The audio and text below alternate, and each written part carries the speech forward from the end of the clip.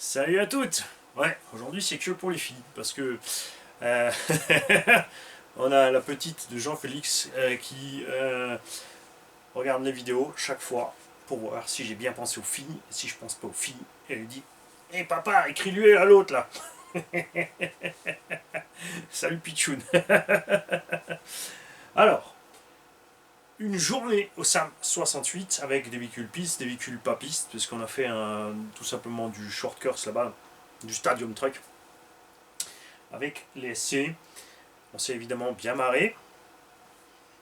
Carambolage, dérapage, tout va arriver, vous en faites pas. On va passer en revue un véhicule après l'autre pour voir ce qui lui est arrivé sur le circuit. C'est sûr, pour les shortcuts, c'est un environnement dur quand même.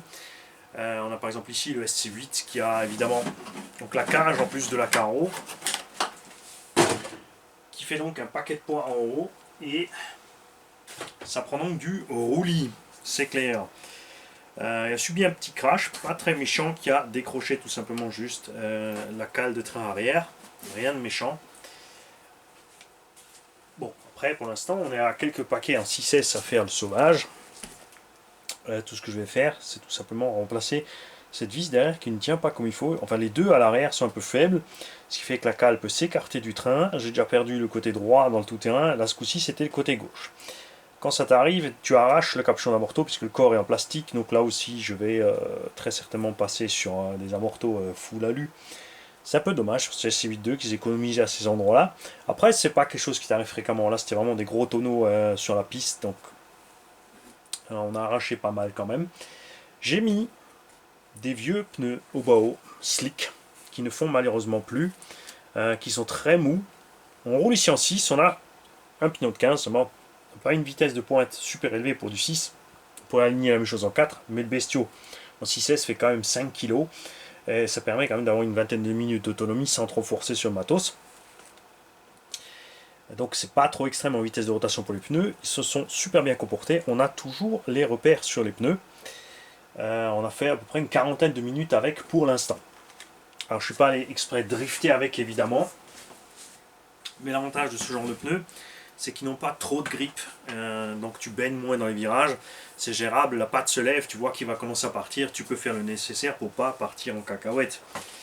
Et moi j'aime ça. On va donc s'occuper de ce SC8 au niveau de ces vis de cale de train arrière. Selon la longueur qu'elles ont, si tout va bien, j'ai des vis de 3,5 de chez Bricovis que je pourrais utiliser à ce moment-là pour gérer ça. Autre chose qu'on a testé sur la piste, c'est celui-ci. On l'avait déjà testé dans l'atelier. Les mouvements sont un peu brutaux de droite à gauche. Et l'idée c'était de s'en servir sur le circuit, pas pour suivre un véhicule. Hein. Il n'arrivera pas à suivre un véhicule, il faut une grosse cible, comme moi quand j'ai le t-shirt orange. Et les véhicules, il n'arrivera pas, surtout s'il y en a plusieurs, il ne saura plus lequel suivre. L'idée c'était de l'utiliser en rotation à 360. Mais il y avait juste quelque chose de pas clair dans la notice, et maintenant on le sait. C'est que je voulais le planter au milieu du circuit, enclencher la permanence rotatante, la rotation permanente, puisque quand tu roules à plusieurs, tu as toujours au moins un véhicule qui passe devant, tu as 4, 5, 6, 7, 8, 9, 10, les véhicules sont éparpillés sur le circuit, donc le fait qu'il tourne, il en suit certains, il en perd, il y en a un autre qui arrive, etc. Ça, c'était l'idée de base. Je peux le faire tout simplement avec un servo à 360, qu'on alimentera avec une batterie, un petit potentiomètre pour le laisser tourner. C'est ce qui va se passer très certainement. Moi, ce qui m'intéressait, c'est justement qu'on ait plusieurs options. On a le suivi, on a la rotation droite-gauche, on peut avec la télécommande juste changer d'angle gauche-droit. Mais donc le problème, c'est que quand il a fait un tour, il s'arrête, il faut recommencer. Donc là, je ne me suis pas pris le temps dans les stands, mais on refera un essai avec ça. Pour voir justement, c'est-à-dire de mettre la télécommande avec nous en haut sur les stands et régulièrement d'appuyer dessus gauche-droite pour au moins quand on passe dans la ligne droite, tu vois, pour nous suivre ou quand on est partie sillieuse. Ça permet à la caméra d'attraper des choses plus près de la piste quand toi tu es en haut dans le podium avec un minimum de mouvement dynamique. Et sur la caméra d'atelier, évidemment, comme elle n'a pas de stab, ça va pas, mais avec une GoPro ou une caméra qui a une bonne stab, ça pose aucun souci. Vous allez le voir, on a quelques images qui arrivent, ça bouge pas. Pas de problème. les caca-pits. Alors là, on va y revenir séparément dessus. Parce que sur le circuit, j'ai utilisé le Shorkers. J'ai fait l'essai du Truggy et du Shorkers ailleurs, déjà en prairie. On va faire une vidéo dédiée pour ces deux engins-là. Rowan, King Motors, donc Explorer. Et ben, fonctionne toujours. Là, on avait utilisé les softs, pas les super softs, parce que la température était un peu plus douce. Alors, on avait toujours une légère glisse qui était contrôlable, pas toujours, elle est partie quelques fois en cacahuète quand même. Hein. On est en 6S, j'ai passé un pignon de 17 au lieu d'un pignon de 15, c'est plus sympa. On n'a pas perdu sur l'autonomie parce que le véhicule ne plafonne pas dans la ligne droite. Au contraire, on a toujours fait une vingtaine de minutes par pack. Ça se passe bien. Le jeu dans les fusées porte-fusées ne cesse d'augmenter. On a donc le roulement qui commence à se promener dans le porte-fusée. On a aussi les porte-fusées eux-mêmes qui bougent dans les clous un petit peu, tu vois. Ça n'empêche pas au véhicule d'aller tout droit, de freiner droit, d'accélérer droit. Pour une utilisation loisir, évidemment. Je ne parle pas d'un truc de compète. Donc pour l'instant, ça fait le taf. Les noix. On a un marquage des noix léger. On a un petit peu de rouille et une empreinte où tape l'axe de la noix. Et c'est tout. L'axe du central, là, ça va être dur pour vous montrer quand même. Que vous ayez une bonne vue sur la chose. Là, tu vois, on arrive à avoir un méplat dessus, mais aussi j'utilise de l'huile dure. Hein, au centre, on a de la 300 000 et 150 000 devant, si je ne me suis pas trompé, ouais, c'est ça. Les arrières, toujours rien. Côté roue, évidemment, là, c'est pas des grosses roues, c'est des petites roues légères comme en buggy, donc ça se passe bien. À l'avant, là, ça souffre un peu plus. Pareil, mais c'est l'axe qui se bouffe, c'est pas la noix. Hein. Donc c'est pas très grave, puisque les axes, on pourra les changer séparément. Et les noix avant, forcément, qui vont souffrir plus parce qu'on a une tête CVD. Donc les chocs sont plus transmis là-dedans, bah, ça se passe bien aussi. Pareil, hein, on a les axes, les noix qui commencent à se taper. Mais c'est le 6e pack en 6S. Et des packs quand même de 20 à 25 minutes. Donc c'est pas trop dégueu. C'est clair. Le bac à batterie allait se promener. Les vis sont sorties mais elles ne sont pas arrachées. Ça s'est juste desserré avec les vibrations en force. Et en roulant sur un triple front flop, et ben c'est parti, mais j'ai pas perdu la lipo, elle était fixée solidement avec le bac avant, encore donc c'est la lipo qui tenait en fait la fixation du bac arrière. Et qu'est-ce que j'avais encore emmené sur la piste là, bah oui, j'ai failli oublier une sacoche.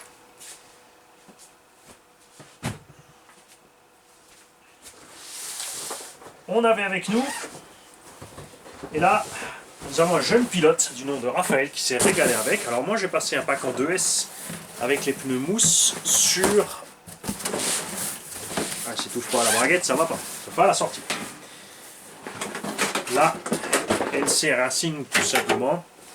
On avait aussi emmené Betty,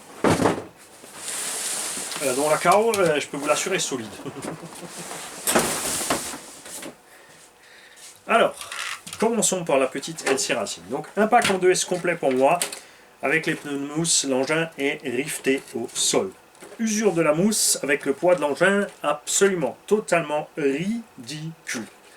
Là, tu pouvais rester plein gaz tout le temps, juste lâcher en train de virage, remettre le gaz et repartir. Ensuite, c'est Raphaël donc, qui a conduit 2 packs d'affilée complets sur la machine. Donc elle a pris 3 packs complets dans la foulée.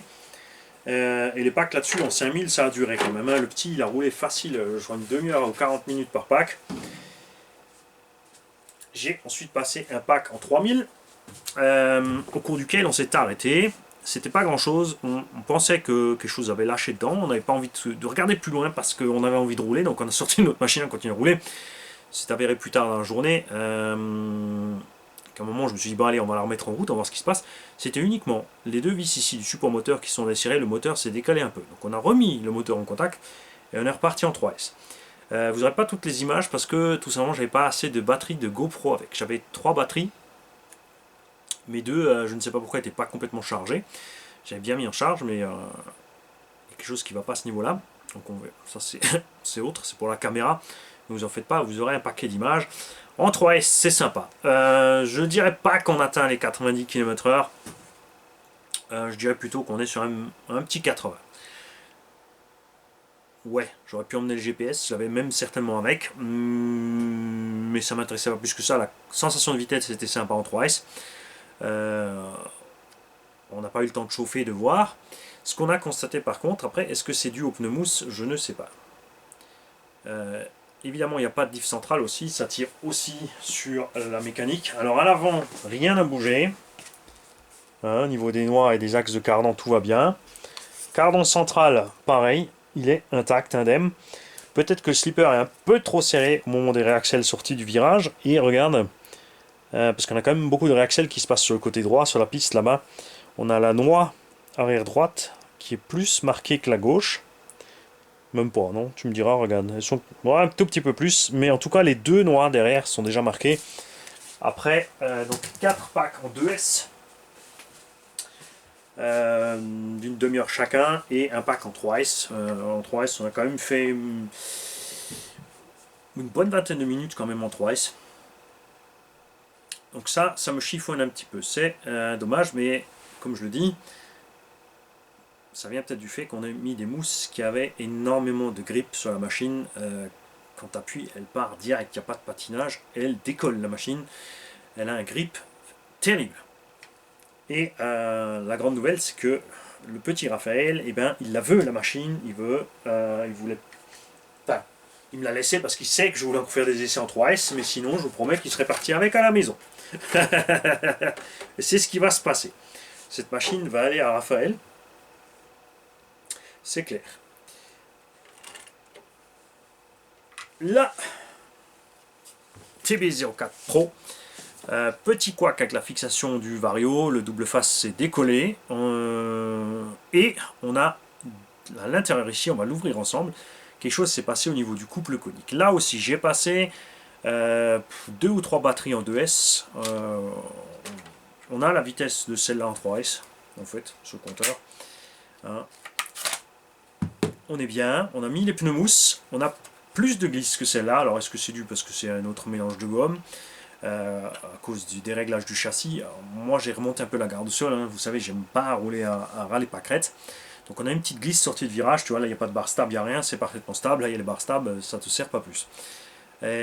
Mais c'est gérable et c'est vraiment sympa à conduire. Cette machine a déjà vécu, donc on a les axes de cardan qui sont matés partout en fait, hein, sur les 4 côtés, mais il n'y a pas de souci pour s'en servir encore des heures et des heures. Le servo, comme dit, n'est pas super rapide, suffisait large sur le tracé, pas de problème. Le combo merveilleux. 2S 5000, c'est vrai qu'un abonné a fait remarquer que c'est bizarre que ce Vario n'a que 60 ampères avec un moteur de 6000 kV. Pourtant ça se passe super. Pas eu moins de problèmes. J'ai descendu ma coupure et du coup ça s'est très bien passé. Mes lipos sont coupés à 3,20 ou 3,40. Ben elle est là, on va mesurer, tiens. Parce que là je suis allé jusqu'à la coupure. On est à 3,40 avec une coupure réglée au variateur à 3 volts. Ouais, je l'ai fait parce que j'étais à 3,4 au départ et on coupait avec 3,8. 3,8 c'est rien. Ta batterie est encore largement utilisable, c'est pour ça que le premier essai avait duré que quelques minutes. J'ai repris les mêmes batteries à l'intérieur et pas de problème, ça s'est très bien passé.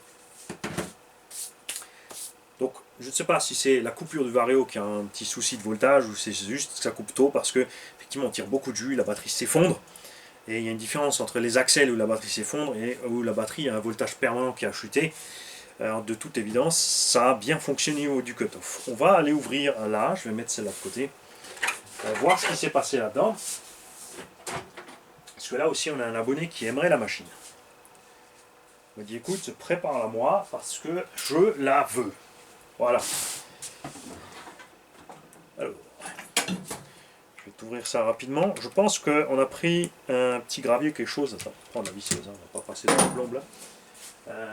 On a pris un petit gravier au niveau de la transmission. Parce que le cache ici au pignon est à moitié ouvert. Ah bien. Ouais. Mani, tu as caché quelque part la visseuse avec l'embout.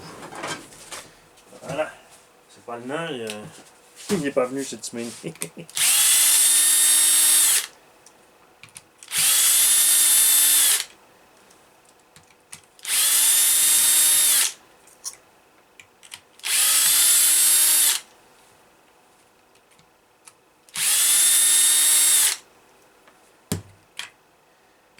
Alors, je pense qu'on a pris un gravier là-dedans et qu'il a bousillé là-dedans le couple conique ou quelque chose. Effectivement. Là, regarde, on a les dents qui ont sauté. Quelque chose est... Pourtant, c'est fermé. Hein. C'est bien fermé. Mais ce qui a dû... Ouais. Ouais, c'est là qu'il s'est passé quelque chose. On a pris un gravier à la couronne principale qui l'a fait bouger. Et c'est ça qui a fait sauter ensuite les dents sur les couples coniques. Donc on va remplacer ces couples coniques. Hein, tu vois, alors, la voiture a besoin d'une révision. Hein, ton sang était bien servi, c'est sûr. Faudra nettoyer tout ça. Quoi qu'on a un peu de jeu là, ça devrait pas tout de suite sauter comme ça. Ma foi, c'est arrivé. Le pignon, si même le pignon moteur a les dents bien acérées, donc il y a bien des petites saletés qui sont rentrées là-dedans. Je vais très certainement, c'est un peu le souci de ce châssis, c'est une baignoire, ça se prend dedans. Et malgré le cache, tu vois ici, on a une ouverture, tu vois bien ici sur les saletés, regarde. C'est rentré dedans. Alors que tu vois qu'on était sur circuit, le circuit a été balayé par le président du club. Avant qu'on arrive, il nous a passé un coup de souffleuse pour que tout soit propre quand on arrive. Ça, c'est pas du service top class quand même. Hein. Lui, il avait même pas le temps de rouler. Il est venu nous mettre un coup de souffleuse sur le circuit quand on est arrivé. Je trouve ça génial parce que c'était notre boulot, hein, pas le tien. Donc là, je vais peut-être mettre un petit cache en lexan devant. On découpera juste le passage de l'axe moteur. Et on laissera un petit cache devant, juste une grosse rondelle en lexan pour empêcher. Alors c'est pas grave, c'est des petites saletés qui rentrent, mais évidemment ce qu'il faut éviter, c'est les grosses cochonneries. Voilà, alors je vais mettre tout ça de côté, je vais mettre les vis en vrac dedans, on va pas le remonter parce qu'on va le faire plus tard. Voilà. Alors, la carreau. Et ben, elle a tout encaissé. Elle a fait un super gros tonneau sur l'avant et un petit retournement. Elle a des rayures, mais ça va. Nickel. Donc Madi, il est content. Et moi, je dis que c'est une... Ah, on a perdu un plot de carreaux aussi. Je dirais que c'est une discipline à développer. De faire une série de véhicules pistes avec soit carreaux old school comme ça, soit libre, mais d'en faire des manches parce que esthétiquement c'est quand même plus sympa à avoir évolué que tu vois, que ça, que ces carreaux qui sont juste plates avec une mini cabine et un aileron immense. Moi je trouve ça laid. Alors que ça, c'est vraiment chouette d'avoir évolué. En plus, c'est vrai que ça grandit un peu l'échelle du véhicule selon les carreaux que tu utilises. Imagine un peu sur une Cadillac Fleetwood, ça serait pas mal.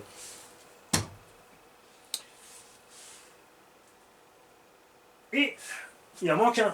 Il en manque un qui est servi sur le circuit. De celui-là, vous allez avoir, ne vous en faites pas, une petite vidéo. Ça va pas durer longtemps parce que le bousier, le mini bousier, hein, ouais, on va pas l'appeler mini Black Beach, le bousier ça lui va bien, et là derrière on a Maxi Bousier, ça lui va très bien. On a pété